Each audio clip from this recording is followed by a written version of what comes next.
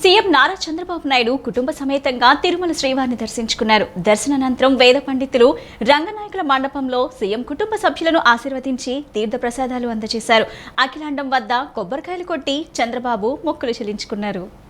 CM Nara Chandrababu Naidu కుటుంబ సమేతంగా తిరుమల శ్రీవారిని దర్శించుకున్నారు. అంతకుముందు ఆయనకు టీటీడీ జేఈఓ గౌతమి ఆలయ అధికారులు స్వాగతం పలికి దర్శన ఏర్పాట్లు చేశారు. దర్శనానంతరం వేద పండితులు రంగనాయకుల మండపంలో సీఎం కుటుంబ సభ్యులను ఆశీర్వదించి తీర్థ ప్రసాదాలు అందజేశారు. అఖిలాండం వద్ద కొబ్బరికాయలు కొట్టి చంద్రబాబు మొక్కులు చెల్లించుకున్నారు. తిరుమల పెద్ద జీఆర్ మఠానికి వెళ్లి చంద్రబాబు ఆశీర్వచనం తీసుకున్నారు.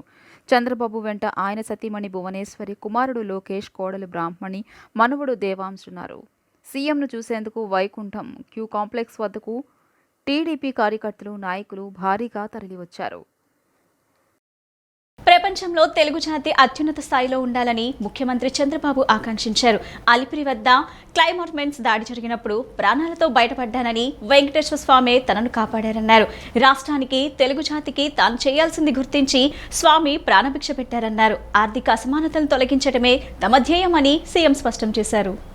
పేదరికం లేని సమాజం కోసం నిత్యం పనిచేస్తానని ఆంధ్రప్రదేశ్ ముఖ్యమంత్రి నారా చంద్రబాబు నాయుడు పేర్కొన్నారు. తిరుమల శ్రీవారిని కుటుంబ సమేతంగా దర్శించుకున్న అనంతరం ఆయన సీఎం హోదాలో మొదటిసారి మీడియా సమావేశంలో మాట్లాడారు.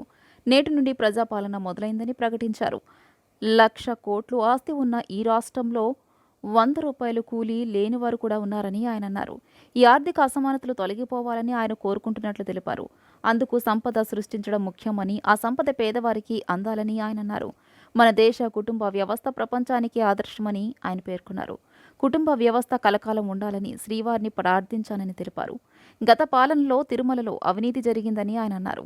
మంచివారిని కాపాడుకోవాలి, చెడ్డవారిని శిక్షించాలని కోరినట్లు తెలిపారు. 93% స్ట్రైక్ డైరెక్టర్ ఇలాంటి విజయాన్ని నేనెప్పుడూ చూడలేదని, తనపై పెట్టుకున్న నమ్మకాన్ని నిలబెట్టుకున్నానని పేర్కొన్నారు. తిరుమల చాలా పవిత్రమైనదని, తిరుమలలో గోవిందనామం తప్ప ఏదీ వినపడకూడదని అన్నారు. 2047 నాటికి తెలుగు జాతి ప్రపంచంలో నెంబర్ 1గా ఉండాలని కోరుతున్నట్లు పేర్కొన్నారు. ఏపీని దేశంలో మొదటి స్థానంలో నిలబెడతానని వెల్లడించారు. రాష్ట్రంలో జరుగుతున్న దాడులపై అడిగిన ప్రశ్నలకు సమాధానమిస్తూ నేరాలు చేసి తప్పించుకోవాలనుకుంటే కుదరదని స్పష్టం చేశారు. కొందరు దాడులు చేసి మళ్లీ తమ మీద ఆరోపణలు చేస్తున్నారని విమర్శించారు. రాజకీయ ముసుగులో నేరాలు చేస్తామంటే కుదరదని వెల్లడించారు. తిరుమల తిరుపతి దేవస్థానంతోనే ప్రారంభం కావాలి ప్రసాదం, లేకపోతే పరిశుభ్రత అన్నిటికీ తిరోధకాలు చేశారు. తిరుమల ఒక పవిత్రమైన దివ్య క్షేత్రం. ఈ పవిత్రమైన దివ్య క్షేత్రాన్ని అపవిత్రం చేయడం భావ్యం కాదు. తెల్లవారుజామున 3 గంటలకు సుప్రభాత దర్శనానికి వస్తే వైకుంఠం అంటే మనకు తెలియదు, పుస్తకాలను చదువుతాం. వైకుంఠానికి పోవాలని కోరుకుంటాం చనిపోయిన తర్వాత. ఆ సమయంలో ఇక్కడికి వచ్చి వెంకటేశ్వర స్వామి దర్శనం చేసుకుంటే వైకుంఠంలో ఉన్న అనుభూతి మీకు కలుగుతుంది. నేను ఎన్నోసార్లు ఫీల్ అయ్యా, ఇప్పుడు కూడా ఫీల్ అవుతున్నా. అందుకే నేను ఇక్కడికి వచ్చినప్పుడు అన్ని విషయాలు మర్చిపోయి ఒక పవిత్రమైన భావంతో పోవాలి, ఒకే స్లోగన్ ఉండాలి. ఏడుకొండలవాడ వెంకటరమణ గోవింద గోవింద తప్ప, ఓం నమో వెంకటేశాయ తప్ప వేరే స్లోగనే ఉండకూడదు, వేరే వ్యక్తి జ్ఞాపకం రాకూడదు. ఆ పేరుతోనే మొత్తం ప్రక్షాళన చేస్తాం.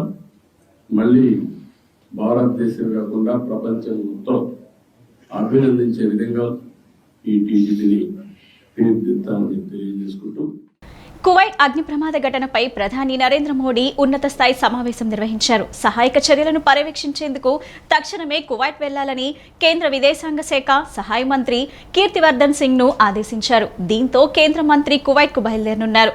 ప్రధాని మోడీతో భేటీ ముగిసిన తర్వాత తాను బయలుదేరుతున్నట్లు ఆయన తెలిపారు. వీలైనంత త్వరగా మృతదేహాలను భారత్ కు రప్పించేందుకు స్థానిక అధికారులతో ఆయన సమన్వయం చేయనున్నారు. ప్రధాని మోదీ ఆదేశాల మేరకు కేంద్ర మంత్రిని గల్ఫ్కు పంపిస్తున్నట్లు విదేశాంగ శాఖ కార్యాలయం ఓ ప్రకటనలో తెలిపింది. కువైట్ అగ్ని ప్రమాద ఘటనలో ఇప్పటి వరకు 50 మంది మరణించగా అందులో 40 మంది భారతీయులు ఉన్నారు. గాయపడిన వారిలోనూ చాలా మంది భారతీయులు ఉన్నారు. బాధితులకు అండగా నిలబడేందుకు ఎమర్జెన్సీ హెల్ప్ లైన్ నెంబర్లను అందుబాటులో ఉంచినట్లు కువైట్లోని భారత రాయబార కార్యాలయం వెల్లడించింది. ఈ ప్రమాదంపై ప్రధాని నరేంద్ర మోదీ తీవ్ర దిగ్భ్రాంతి వ్యక్తం చేశారు. కువైట్ ప్రమాద ఘటనలో మృతి చెందిన వారిలో ఎక్కువ కేరళ, తమిళనాడుకు చెందిన వారే ఉన్నట్లుగా తెలుస్తోంది. ఈ నేపథ్యంలో కేంద్రం జోక్యం చేసుకోవాలని కోరుతూ విదేశాంగ శాఖ మంత్రి ఎస్ జైశంకర్కు కేరళ ముఖ్యమంత్రి పినరయి విజయన్ లేఖ రాశారు. బాధితుల్లో ఎక్కువగా మలయాళీలు ఉన్నారని, వారికి తక్షణమే సహాయం అందించాలని కోరారు. రాష్ట్రంలో శాంతి భద్రతల దారుణ వైఫల్యంపై రాష్ట్రపతి, ప్రధాని, హోంశాఖ, ఎన్హెచ్ఆర్సీలకు ఫిర్యాదు చేశామని ఎంపీ వైవి సుబ్బారెడ్డి పేర్కొన్నారు. టీడీపీ గూండాయిజం భరించలేక ఆత్మహత్యలకు పాల్పడే పరిస్థితులు నెలకొన్నాయన్నారు. కుట్రపూరితంగా ప్రమాణ స్వీకారం కంటే ముందే కార్యకర్తలని టీడీపీ అధినేత చంద్రబాబు ఉసిగొల్పారని ఆరోపించారు. మా కార్యకర్తలని కాపాడుకుంటామని, బాధిత కుటుంబాలను పరామర్శించి అండగా ఉంటామన్నారు. అల్లరి మూకలు ప్రభుత్వ ఆస్తులను ధ్వంసం చేస్తున్నా పోలీసులు చోద్యం చూస్తూ ఊరుకున్నారని చెప్పారు. రాష్ట్ర ప్రభుత్వంలో బీజేపీ భాగస్వామిగా ఉన్నందున కేంద్రం తక్షణమే స్పందించి శాంతి భద్రతలు పరిరక్షించాలని కోరారు. ఏపీలో జరిగిన హింసాత్మక ఘటనలను పార్లమెంట్ దృష్టికి తీసుకొస్తామని సుబ్బారెడ్డి స్పష్టం చేశారు. దాదాపు 2-3 వైఎస్ఆర్ పార్టీ కాంగ్రెస్ కార్యకర్తలు చనిపోవడం జరిగింది. దాడులు తట్టుకోలేక సూసైడ్ చేసుకోవడం కానివ్వండి, వాళ్ళ దాడుల వల్ల కానివ్వండి, ఏది పోలింగ్ అయిపోయిన రోజు నుంచి ఈ 7 రోజుల్లోనే ఎక్కడా కూడా పోలీస్ స్టేషన్లో పోతే కేసులు బుక్ చేసే పరిస్థితి కూడా లేదు రాష్ట్రంలో. అంటే ఒక కుట్రపూరితంగా రాష్ట్ర ప్రభుత్వం ప్రమాణ స్వీకారం చేసే లోపే ఈ చర్య జరిగితే ప్రభుత్వం బాధ్యత వహించదు. ప్రభుత్వం అంటే కొత్తగా అధికారంలోకి వచ్చినాయంటే ప్రభుత్వం బాధ్యత వహించకుండా ఉండాలని కార్యకర్తలను రెచ్చగొట్టి తెలుగుదేశం గుండాలతో ఈ విధంగా రాష్ట్ర వ్యాప్తంగా రాక్షస పాలన తలపించే విధంగా పరిస్థితులు ఉన్నాయి. దీనిపై వైఎస్ఆర్ కాంగ్రెస్ పార్టీ తరఫున కేంద్ర ప్రభుత్వం దృష్టి తీసుకురావడం కోసం గత 3-4 రోజుల నుంచి ప్రత్యక్షంగా కలిసి చెప్పే ప్రయత్నం కూడా చేస్తున్నాం. వాళ్ళు వేరే ప్రమాణ స్వీకారోత్సవాలు వీటన్నిటి వల్ల బిజీగా ఉండటం వల్ల అపాయింట్మెంట్ కూడా దొరికే పరిస్థితి లేదు. కాబట్టి ప్రెసిడెంట్ ఆఫ్ ఇండియాకి, ప్రైమ్ మినిస్టర్కి, హోమ్ మినిస్టర్కి, నేషనల్ హ్యూమన్ రైట్స్ కమిషన్కి కూడా ఈరోజు అన్ని లిఖితపూర్వకంగా ఫిర్యాదులు అందించడం జరిగింది. నవ్యాంధ్రకు అమరావతి ఏకైక రాజధానిగా ఉండాలని రైతులు చేస్తున్న ఉద్యమానికి శుభం కట్పడింది. 2019 డిసెంబర్ 17న అసెంబ్లీలో జగన్ చేసిన 3 రాజధానుల ప్రకటనతో మొదలైన పోరాటం ముఖ్యమంత్రిగా చంద్రబాబు ప్రమాణ స్వీకారం చేయడంతో ముగిసింది. రాజధాని గ్రామాల్లోని దీక్షా శిబిరాలను కూడా మూసివేస్తున్నట్లు రైతులు ప్రకటించారు. వైఎస్ఆర్సీపీ గ్రహణం వీడి తమకు మంచి రోజులు వచ్చాయని సంబరాలు జరుపుకున్నారు. చంద్రుడు ఉదయించడంతో తమ కష్టాలు తీరిపోయాయని రాజధాని రైతులు ఉద్యమానికి స్వస్తి పలికారు. దీక్ష శిబిరాలను మూసివేస్తున్నట్లు ప్రకటించారు. అందరూ కలిసి ఆనందంతో పండుగ చేసుకున్నారు. బాణసంచా కాల్చి సంబరాలు చేసుకున్నారు. పరస్పరం మిఠాయిలు తినిపించుకుంటూ తీయని వేడుక చేసుకున్నారు.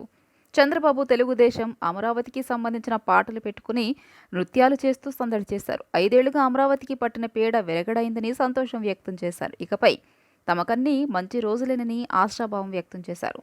కోర్టులో ఉన్న కేసులను సామరస్యంగా పరిష్కరించేందుకు న్యాయ పోరాటం చేస్తామని ఐక్య కార్యాచరణ సమితి నాయకులు చెబుతున్నారు. వైఎస్ఆర్సీపీ గ్రహణం నుంచి విముక్తి కల్పించి రాష్ట్రానికి మంచి రోజులు తీసుకొచ్చిన ప్రజలకు అమరావతి రైతులు ధన్యవాదాలు తెలియజేశారు. తమ జీవితాల్లో వెలుగులు నింపిన చంద్రబాబు నాయుడుకు సచివాలయం వద్ద ఘన స్వాగతం పలికేందుకు సిద్ధమయ్యారు. 18వ లోక్సభ తొలి సమావేశాల తేదీ ఖరారైంది. జూన్ 24 నుంచి జూలై 3 వరకు జరగనున్నాయి. అయితే ఈ సమావేశాల్లో బడ్జెట్ ప్రవేశపెట్టే సూచనలు కనిపించడం లేదు. వర్షాకాల సమావేశాల్లో పూర్తిస్థాయి బడ్జెట్ను ప్రవేశపెట్టనున్నట్టు తెలుస్తుంది. ఈ సమావేశాల్లోనే నిర్మలా సీతారామన్ కొత్త రికార్డును సృష్టించనున్నారు. 18వ లోక్సభ తొలి సమావేశాలు ఈ నెల 24 నుంచి జూలై 3వ తేదీ వరకు జరుగుతాయని పార్లమెంటరీ వ్యవహారాల శాఖ మంత్రి కిరణ్ రిజిజు వెల్లడించారు. అయితే కేంద్రం పూర్తిస్థాయి బడ్జెట్ను ఈ సమావేశాల్లో ప్రవేశపెట్టే సూచనలు కనిపించడం లేదు. తొలి విడత సమావేశంలో సభ్యుల ప్రమాణ స్వీకారం, స్పీకర్ ఎంపికకు తీసుకునే సమయాన్ని మినహాయిస్తే మిగిలినవి 5 రోజులే ఉంటాయి. ఈ స్వల్పకాలంలో బడ్జెట్ ప్రవేశపెట్టి దానిపై చర్చించి ఆమోదించడం సాధ్యం కాదు. అందువల్ల జూలై 3వ వారంలో జరిగే వర్షాకాల సమావేశాల్లో ప్రవేశపెట్టే సూచనలు కనిపిస్తున్నాయి. ఎన్నికల సంవత్సరం కావడం వల్ల ఆర్థిక మంత్రి నిర్మలా సీతారామన్ ఫిబ్రవరి 1న ఓట్ ఆన్ అకౌంట్ బడ్జెట్ ప్రవేశపెట్టారు. కొత్త సభ ఏర్పడిన తర్వాత పూర్తి స్థాయి బడ్జెట్ ప్రవేశపెట్టాల్సి ఉంది. ఈ సమావేశాల్లో నిర్మలా సీతారామన్ వరుసగా 7 సార్లు బడ్జెట్ సమర్పించిన ఘనత సాధించానున్నారు. ఇప్పటి వరకు మొరార్జీ దేశాయ్ వరుసగా 6 సార్లు బడ్జెట్ సమర్పించారు. గత లోక్సభ ఏర్పడినప్పుడు 2019 జూన్ 17 నుంచి జూలై 26 వరకు తొలి సమావేశాలు నిర్వహించాలనుకున్నప్పటికీ ఆగస్టు 7 వరకు పొడిగించి జూలై 5న పూర్తి స్థాయి బడ్జెట్ ప్రవేశపెట్టారు. ఇంద్రకీలాద్రిపై కొలువై ఉన్న శ్రీ కనకదుర్గమ్మ అమ్మవారిని విజయవాడ పార్లమెంట్ సభ్యుడు కేశినేని కుటుంబ సభ్యులతో వచ్చి అమ్మవారిని దర్శించుకున్నారు. ఈ సందర్భంగా దుర్గమ్మకు ప్రత్యేక పూజలు అత్యంత భక్తి శ్రద్ధలతో నిర్వహించారు.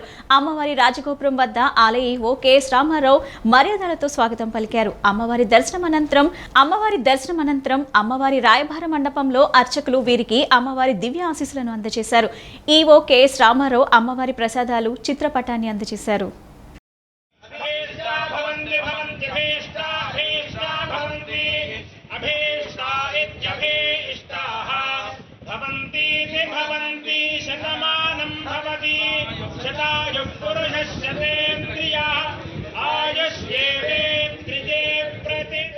శాఖల్లో దసరాలు ఎలా నిర్వహించాలి, ఏం చేయాలి, ఏం చేయకూడదు అనే అంశాలపై మంత్రులకు శిక్షణ ఇప్పిస్తామని ముఖ్యమంత్రి చంద్రబాబు అమాత్యులతో అన్నారు. శాఖల వారి శ్వేతపత్రాలు రూపొందించి ప్రజల ముందుంచుతామని ఆయన అన్నారు. మరోవైపు ఏ మంత్రికి ఏ శాఖ అనే దానిపై కసరత్తు పూర్తి చేసి నేడు వారికి బాధ్యతలు కేటాయించనున్నారు. శాఖల్లో దసరాలు ఎలా నిర్వహించాలి, ఏం చేయాలి, ఏం చేయకూడదు అనే అంశాలపై మంత్రులకు శిక్షణ ఇప్పిస్తామని ముఖ్యమంత్రి చంద్రబాబు అమాత్యులతో అన్నారు. శాఖల వారి శ్వేతపత్రాలు రూపొందించి ప్రజల ముందుంచుతామని ఆయన అన్నారు. మరోవైపు ఏ మంత్రికి ఏ శాఖ అనే దానిపై కసరత్తు పూర్తి చేసి నేడు వారికి బాధ్యతలు కేటాయించనున్నారు. రోజువారీ కార్యకలాపాల్లో మంత్రులకు సహకరించేందుకు ఎంబీఏ అర్హత కలిగిన వారిని నియమిస్తామని ముఖ్యమంత్రి చంద్రబాబు అమాత్యులతో అన్నారు. ప్రమాణ స్వీకారం అనంతరం ఉండవల్లి నివాసంలో తనను కలిసిన మంత్రులతో ఆయన గంటకు పైగా మాట్లాడారు. శాఖల వారి శ్వేత పత్రాలు సిద్ధం చేసి ప్రజల ముందు ఉంచుదామని, జగన్ హయాంలో రివర్స్ విధానాలు అరాచకాల్ని వారికి వివరిద్దామని చెప్పారు. గత ప్రభుత్వంలోని మంత్రుల వద్ద పనిచేసిన పీఏలను నియమించుకోవద్దని సూచించారు. ముఖ్యంగా ఓఎస్డీలు, పీఏ, పీఎస్ల విషయంలో అప్రమత్తంగా ఉండాలని చంద్రబాబు సూచించారు. జగన్ ప్రభుత్వంలో మంత్రుల వద్ద పనిచేసిన సిబ్బందిని దరి చేరనివ్వద్దని స్పష్టం చేశారు. తమ పనితీరు ద్వారా మంత్రిత్వ శాఖలకు వన్నె తేవాల్సిన బాధ్యత మంత్రులదేనని చంద్రబాబు స్పష్టం చేశారు. ప్రజలకు సేవ చేయడానికి ఇదో అపూర్వ అవకాశమని, మరింత కష్టపడి పనిచేసి మంచి పేరు తెచ్చుకోవాలని దిశానిర్దేశం చేశారు. ప్రతి ఫైలును క్షుణ్ణంగా పరిశీలించాకే సంతకం పెట్టాలని సూచించారు. ఉమ్మడి ఆంధ్రప్రదేశ్ నవ్యాంధ్ర తొలి ముఖ్యమంత్రిగా తాను ఎదుర్కొన్న సవాళ్లు, అప్పటి రాజకీయ, సామాజిక, ఆర్థిక పరిస్థితుల్ని, ప్రస్తుత పరిస్థితులను మంత్రులకు వివరించారు. జగన్ నాశనం చేసిన వ్యవస్థల్ని ప్రక్షాళన చేస్తూ రాష్ట్ర పునర్నిర్మాణంలో మంత్రులది కీలక బాధ్యత కావాలని దిశానిర్దేశం చేశారు. పరిపాలనలో తీసుకోవాల్సిన జాగ్రత్తలపై మంత్రులకు చంద్రబాబు దిశానిర్దేశం చేశారు. కేటాయించిన శాఖకు పూర్తి స్థాయి న్యాయం చేయాల్సిన బాధ్యత వారిదే అని తేల్చి చెప్పారు. అధికారులతో సమన్వయం చేసుకుంటూ శాఖాపరంగా ప్రజలకు చేకూర్చాల్సిన లబ్ధిపై దృష్టి పెట్టాలని సూచించారు. రాష్ట్రంలో బడిగంటలు మోగాయి. 2 నెలల వేసవి సెలవుల తర్వాత ఇవాళ పాఠశాలలు తిరిగి తెరుచుకున్నాయి. దీంతో విద్యార్థులు భారీ సంఖ్యలో స్కూళ్లకు హాజరయ్యారు. కొత్త విద్యా సంవత్సరం ప్రారంభం నేపథ్యంలో తీసుకోవాల్సిన చర్యలపై ఇప్పటికే అధికారుల నుంచి పాఠశాలలకు ఆదేశాలు అందాయి. ఆంధ్రప్రదేశ్ పాఠశాలలు సుదీర్ఘ వేసవి సెలవుల తర్వాత నేడు తెరుచుకున్నాయి. కొత్త ప్రభుత్వం, కొత్త విద్యా సంవత్సరంతో పాఠశాలలు ప్రారంభమయ్యాయి. రాష్ట్రంలోని అన్ని ప్రభుత్వ, ప్రైవేటు పాఠశాలలు పునః ప్రారంభమయ్యాయి. వాస్తవానికి జూన్ 12న పాఠశాలలు పునః ప్రారంభం కావాల్సి ఉండగా రాష్ట్ర ముఖ్యమంత్రిగా చంద్రబాబు మంత్రుల ప్రమాణ స్వీకార మహోత్సవం ఉండడంతో విద్యాశాఖ పాఠశాలలు రీఓపెనింగ్ను ఒకరోజు వాయిదా వేసింది. రాష్ట్రంలో కొత్త ప్రభుత్వం అధికారంలోకి రావడంతో కొత్త ముఖ్యమంత్రి, విద్యాశాఖ మంత్రి ఫోటోలతో త్వరలోనే అకాడమిక్ క్యాలెండర్ విడుదల చేయనుంది. పాఠశాలలు ప్రారంభం కాగానే విద్యార్థులందరికీ స్టూడెంట్ కిట్స్ అందజేసి విధంగా విద్యాశాఖ ఆదేశాలు జారీ చేసింది. పాఠశాలలు మళ్లీ తెరుచుకోవడంతో పాఠశాలల్లో అన్ని వసతులు సక్రమంగా ఉండేలా అధికారులు ఏర్పాట్లు చేస్తున్నారు. టాయిలెట్లను పరిశుభ్రంగా ఉంచడంతో పాటు పీఎం పోషణ్ గోరుముద్దను అంటే మధ్యాహ్న భోజనంను కూడా ఈ రోజు నుంచే విద్యార్థులకు అందించనున్నారు. ప్రస్తుతానికి గతేడాది మాదిరిగానే విద్యార్థులకు భోజనం అందించనున్నారు. కొత్త విద్యాశాఖ మంత్రి బాధ్యతలు తీసుకున్నాక తదుపరి చర్యలు చేపట్టాలని అధికారులు యోచిస్తున్నారు. గతేడాది పాఠశాలలు తెరిచిన మొదటి రోజే విద్యార్థులకు పాఠ్యపుస్తకాలు, నోటు పుస్తకాలతో పాటు విద్యా కానుక కిట్లను రాష్ట్రంలోని ప్రభుత్వ ఎయిడెడ్ పాఠశాలల్లో చదువుతున్న విద్యార్థులకు అందించారు. ప్రతి విద్యార్థికి ఉచితంగా ద్విభాషా పాఠ్యపుస్తకాలు, నోట్ బుక్స్, వర్క్ బుక్స్, కుట్టు కూలీతో సహా 3 జతల యూనిఫామ్, క్లాత్, జత బూట్లు, 2 జతల సాక్స్లు, బెల్ట్, స్కూల్ బ్యాగ్ అందించారు.